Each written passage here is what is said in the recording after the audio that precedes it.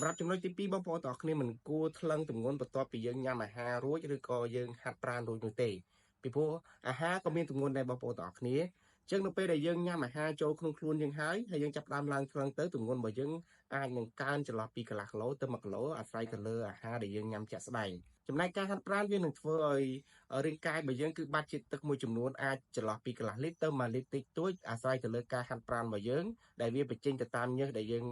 បានចេញនៅពេលដែលយើងកំពុងតែហាត់ប្រាណហ្នឹងដូច្នេះនៅពេលដែលយើងថ្លឹងបន្ទាប់ពីយើងហាត់ប្រាណរួចគីឡូរបស់យើងវាអាចនឹងស្រកជាងមុនតិចតួចដូច្នេះវានឹងមានផលលំបាកសម្រាប់បងប្អូនដែលកំពុងតែតាមដានគីឡូគាត់នឹងអត់ដឹងថាតើខ្លួនឥឡូវនេះគាត់គីឡូរបស់គាត់ស្រកឬក៏ឡើងបន្ទាប់ពីការញ៉ាំអាហារឬក៏ការហាត់ប្រាណរួចហ្នឹងអញ្ចឹងបានអ្នកជំនាញគេណែនាំឲ្យយើងមិនគួរថ្លឹងបន្ទាប់ពីយើងញ៉ាំអាហាររួចឬក៏ហាត់ប្រាណរួចនោះទេហើយសម្រាប់ចំណុចទី3ដែលសំខាន់ជាងគេនោះសម្រាប់បងប្អូនដែលកំពុងតែប្រើប្រាស់ជញ្ជីងគូដឹងគឺបងប្អូនទាំងអស់គ្នាត្រូវដាក់ជញ្ជីងរបស់យើងថ្លឹងនៅកន្លែងដែលរាបស្មើនិងរឹងមាំហើយគ្មានអ្វីទ្រាប់ពីក្រោមទេអញ្ចឹងខ្ញុំសូមបញ្ជាក់ម្ដងទៀតណាគឺហាមដាក់របស់របរអីពីក្រោមមិនថាកណាត់ឬក៏ថង់អីតិចតួចទេ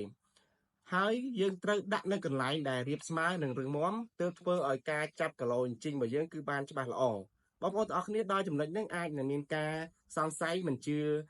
តិចតួចតែបើសិនជាបងប្អូនទាំងអស់គ្នាមានជញ្ជីងនៅផ្ទះអាចសាកល្បងបានអញ្ចឹង